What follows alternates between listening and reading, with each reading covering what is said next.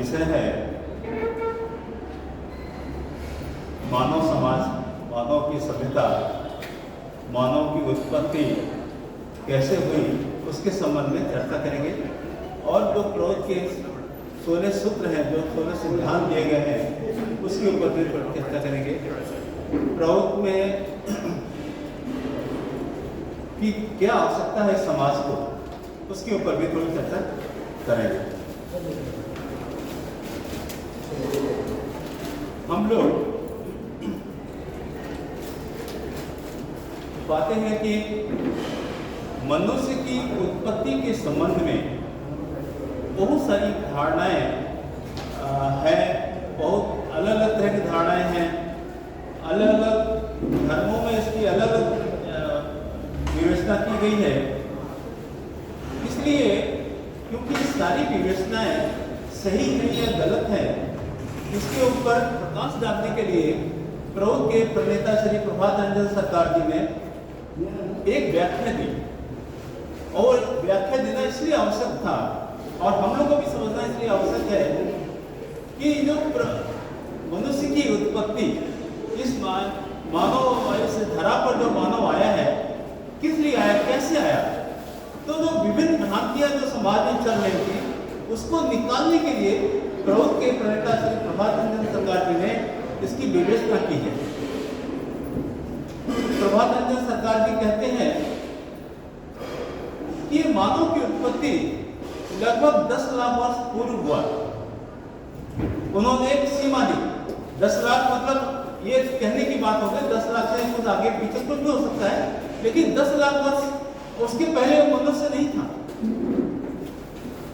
लेकिन ये 10 लाख वर्ष पहले जो मनुष्य आज हम जो पाते हैं, मनुष्य के इस शरीर में जिसको हम देख रहे हैं, वो वैसा मनुष्य उसमें नहीं था।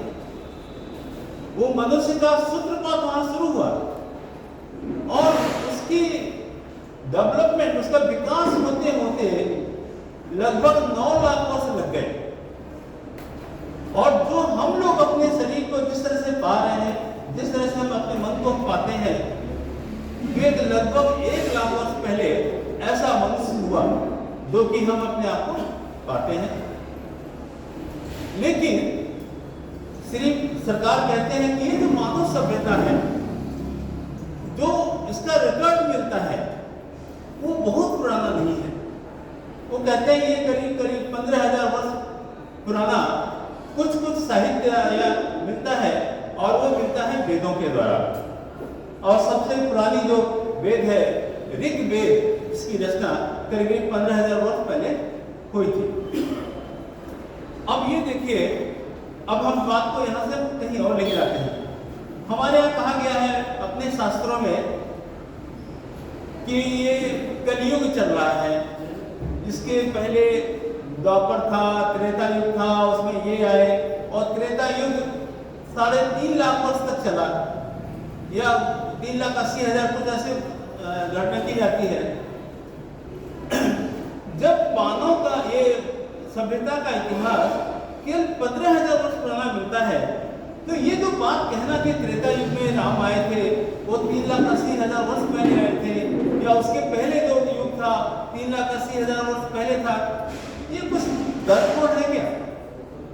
मेरे ख्याल से इस बात को समझाने के लिए श्री सरकार कहते हैं कि ये जो मानव सभ्यता का सूत्रपात जो मिलता है, जहां से पता चलता है कि हम हुए, वो बहुत नया है, 15,000 वर्ष पुराना है। तो ये 15,000 वर्ष की बात हम जो हमको लिखित रूप से मिल रही है, और कहाँ जो बात कही गई कि वो 3,80,000 वर्ष पहले ये युग था, उसके पहले 2 लाख वर्ष पहले ये युग था, ये सब मिथ्या है मेरे ख्याल से। और दूसरी बात, किसी ग्रंथों में ऐसा भी कहा गया कि भगवान ने आदम को बनाया, एडम को बनाया, हवा को बनाया, ईव को बनाया, वो दोनों मिले, उससे मनुष्य की उत्पत्ति हो गई। एकदम निराधार है। हम प्रकृति में देखते हैं कि ये समय समय पर उसका विकास होता जा रहा है। जो प्रजातियां, जो भी नस्ल है, उसका विकास होते जा रहा है, उसका विकास होते जा रहा है। तो ये जो उनका कहना कि जो एक मनुष्य एडम को बना दिया या आदम को बना दिया और उसके साथ से मानव का इतिहास शुरू हो गया, बहुत ही मिथ्या वाली बात है।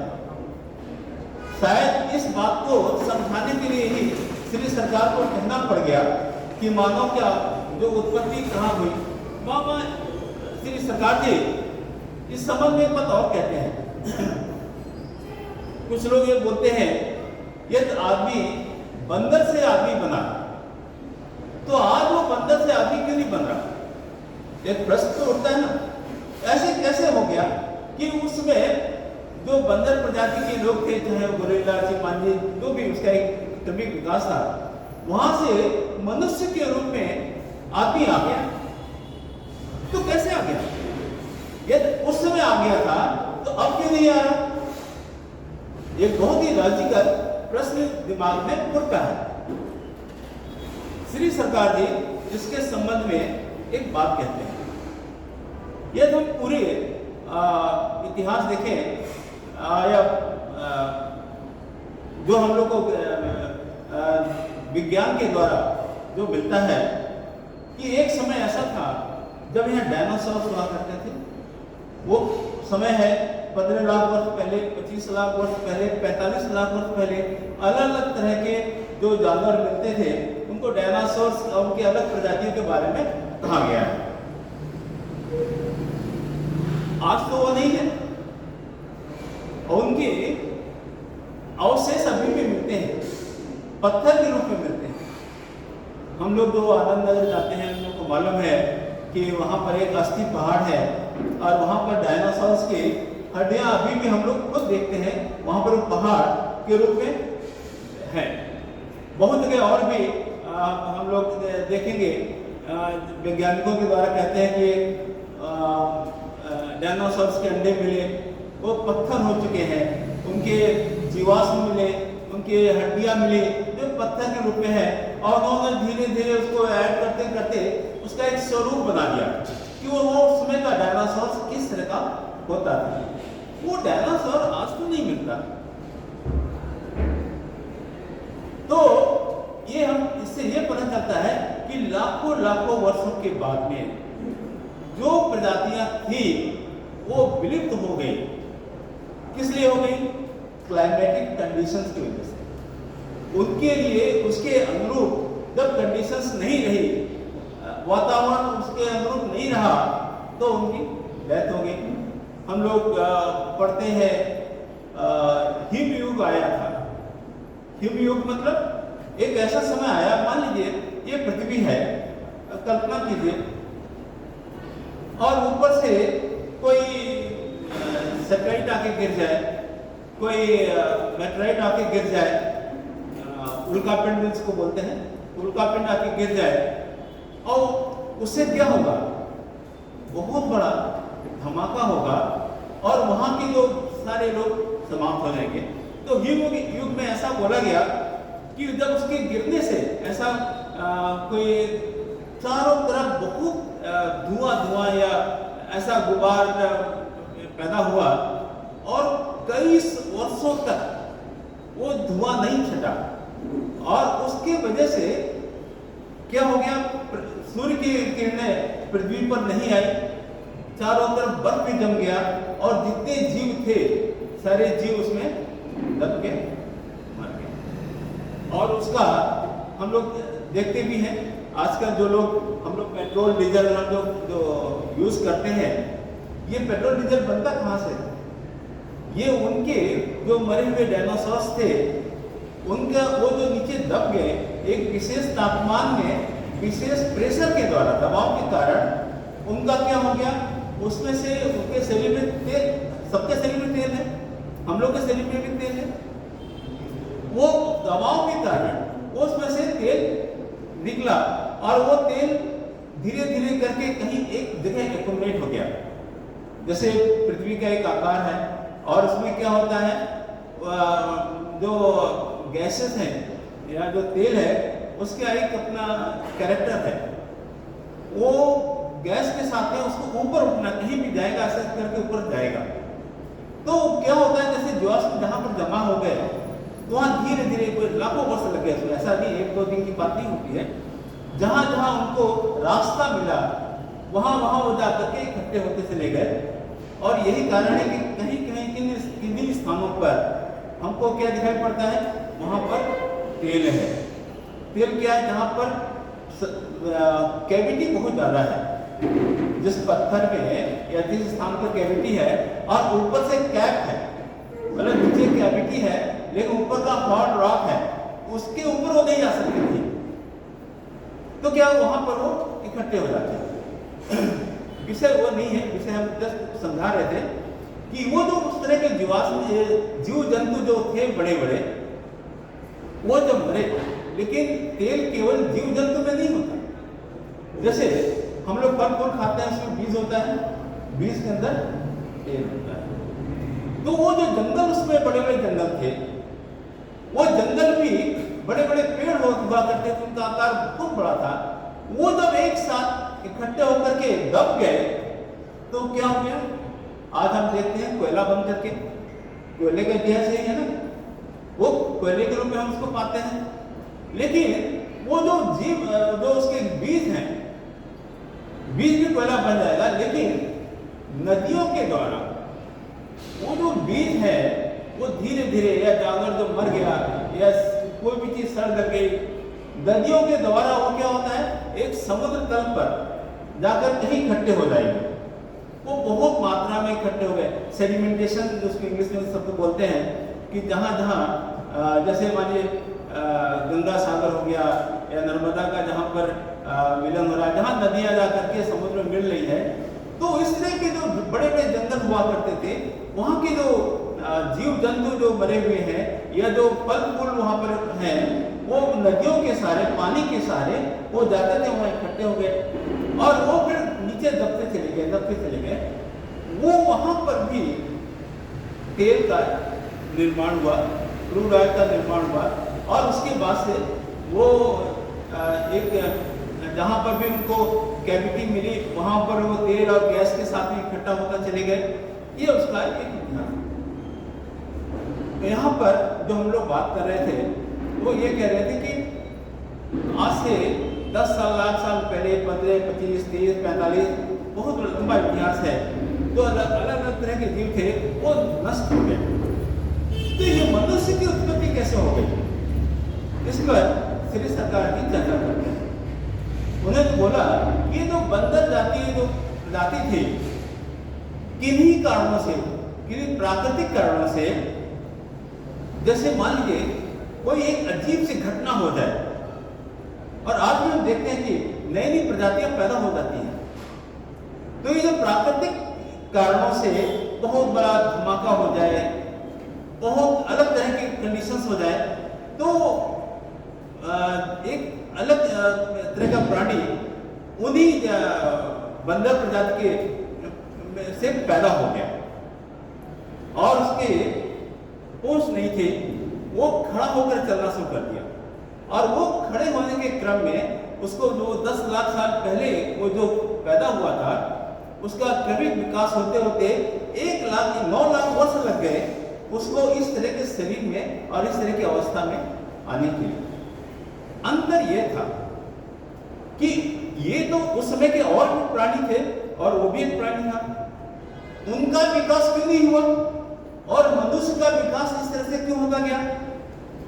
उसका एक मूल कारण है कि मनुष्य में जो इस तरह का जो प्राणी उसमें पैदा हुआ था, उसके अंदर सोचने की एक नई प्रवृत्ति थी, जग गई।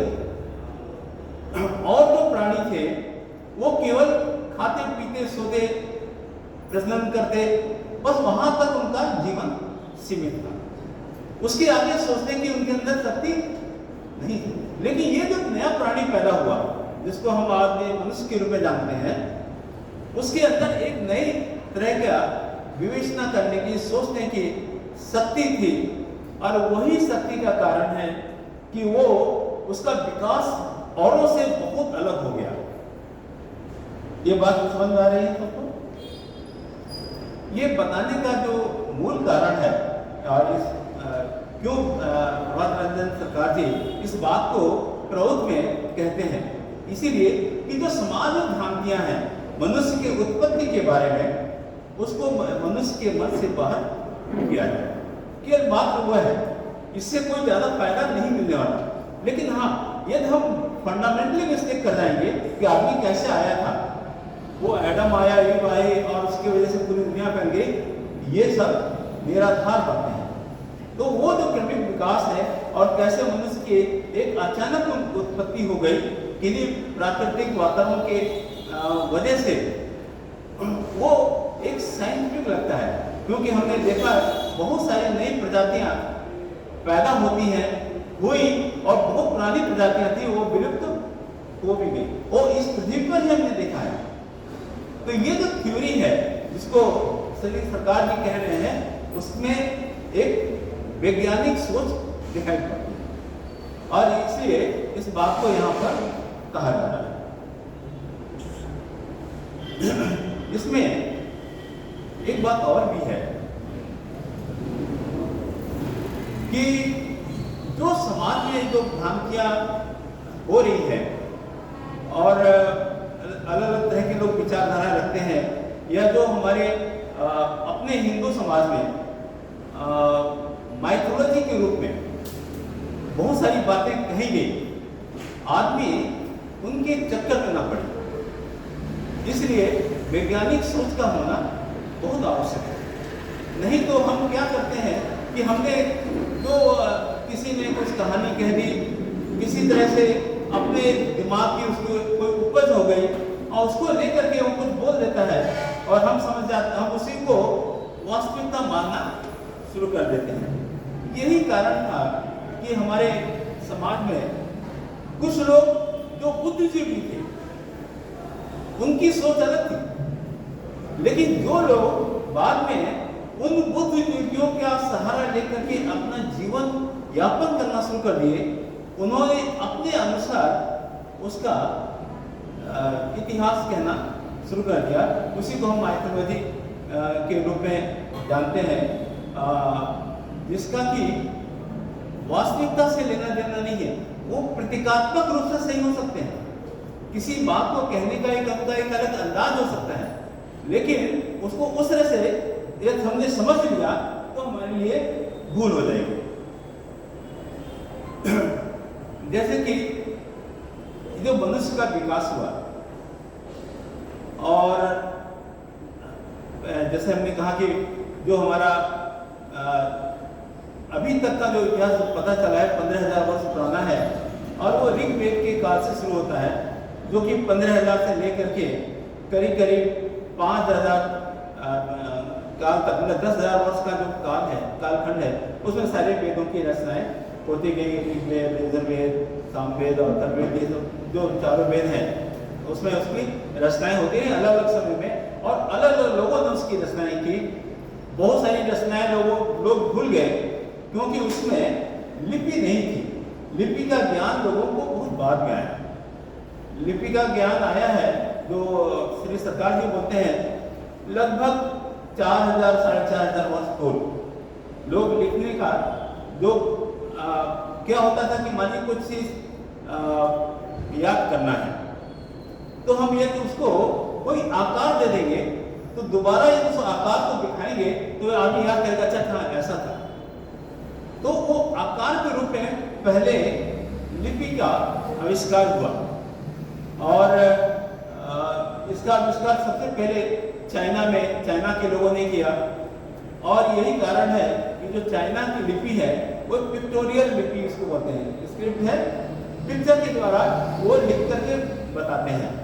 तो वहाँ श्री सरकार जी बोलते हैं कि मान लीजिए एक बिंदी या जहाँ दिखाया गया उसका मतलब एक पेड़ है, उस पेड़ के लिए उन्होंने बिंदु दिखा दिया। 2 पेड़ हो गए तो वो जंगल हो गया। ऐसे करके ये दोनों ने नाव है, नाव का ऐसे आकार दे दिया तो उसका मतलब नाव हो गया। तो उनकी जो लिपि है पिक्टोरियल हो गई, चित्र के द्वारा वो लिखना शुरू किए, इसलिए उनका जो लिपि है एक अलग ढंग से डेवलप हुआ। लेकिन सबसे पहले लिपि उन्होंने लिखनी शुरू की थी। बाद में और जगह भी लिपि का हुआ हम लोग यहाँ भी लिपि लिखी गई, वो एक अलग ढंग से लिखी गई। तो ये जो 15,000 वर्ष पूर्व जो शुरू हुआ था, वो केवल उसमें लिपि नहीं थी, कुछ भी लिखा हुआ नहीं होता था।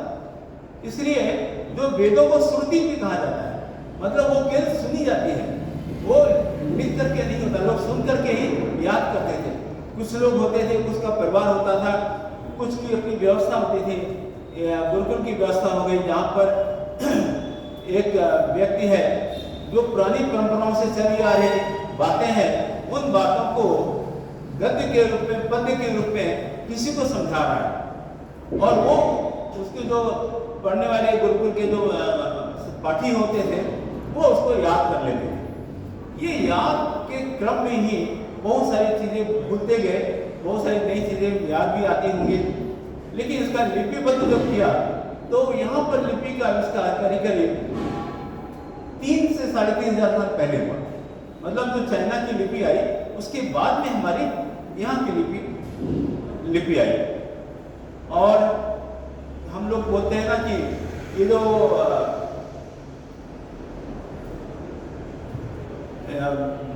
वेदों को जो लिखे हैं, वेद व्यास जिनका नाम बोलते हैं, बाबा ने उसका नाम दिया था, तो उनका नाम वेद व्यास नहीं था, कृष्ण द्वैपायन तक के नाम है उनका।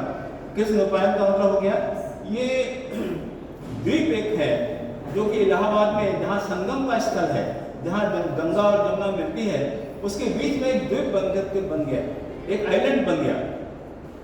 उस आइलैंड के वो निवासी थे, मतलब जो भी वो ऋषि थे, उन्होंने ही इसकी रचना की, वेदों को लिखना शुरू लिखा, मतलब उसकी पूरी रचना की, और भी महाभारत, गीता, बहुत सारी चीजें उन्होंने लिखी, लिपिबद्ध किया। इसलिए उनका नाम वेद व्यास कहते हैं, क्योंकि वेद के, हालांकि उन्होंने केवल जो जितना उनको समझाया गया होगा, जितना उन्होंने पढ़ा होगा, लोगों से सुना होगा, उसको उन्होंने वहाँ लिपिबद्ध कर लिया। और उनकी देन है कि आज वो जो ज्ञान है हम सभी लोगों को उपलब्ध है, सब लोग हम लोग उसके बारे में जानते हैं। तो ये जो इतिहास हमको पता चलता है, और उससे जब हमारी जो मान्यताएं हैं, जिन मान्यताओं को लेकर के हम चल रहे हैं, उनमें बहुत ज्यादा अलगाव है, बहुत भेद है। उस भेद को समझने के लिए ही श्री सरकार इसके बारे में पूरी विवेचना कर रहे हैं। अभी हम लोग इसको एक अलग ढंग से समझें। ये जो मनुष्य जब पैदा हुआ और जब मनुष्य इस तरह से शुरू हो गया समाज में रहने के लिए, तो पहले तो वो एक जानवर ही था, लेकिन उसकी अपनी विशेषता के कारण वो कुछ अलग सोचना शुरू कर दिया। और श्री सरकार कहते हैं कि ये जो मानवता का विकास इतना तेज हुआ, वो हुआ संघर्ष के कारण। वो आपस में उस विवेचना के कारण, उस शक्ति के कारण आपस में संघर्ष भी बहुत बढ़ गया। और वो संघर्ष ही एक ऐसा कारण था जिसके वजह से उसका विकास बहुत ज्यादा हो गया। जहां संघर्ष नहीं है वहां पर विकास नहीं है, वो दोनों इंटरलिंक्ड है। तो मानवता का जो विकास है उसका मूल कारण है उसके अंदर छिपी हुई संघर्ष की भावना। फिर श्री सरकार मानव को समझाने के लिए कहते हैं कि जो मानव का जो मनोभाव है, उसकी जो मनन करने की या चिंतन करने की जो शक्ति है, सभी में एक जैसी नहीं है, सब एक जैसे नहीं है। तो ब्रॉडली मतलब एक मान करके इनको हम 4 भागों में बांट सकते हैं, और उसी को नाम दिए शूद्र, क्षत्रिय, विप्र, वैश्य। ये जाति नहीं है, ये है मनोदशा, मनोभाव।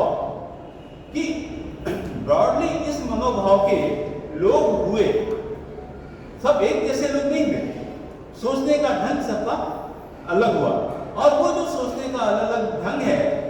उसकी वजह से अलग अलग तरह के लोग समाज की जो स्थापना की है उनका अपना एक विशेष स्थान बना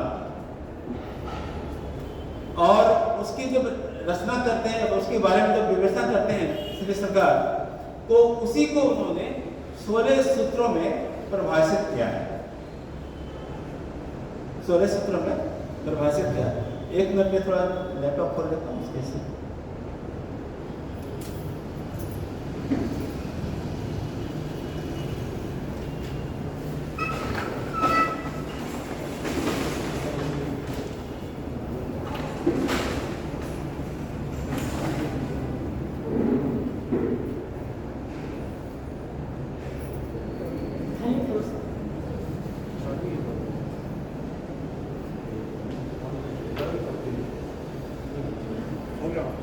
हो गया।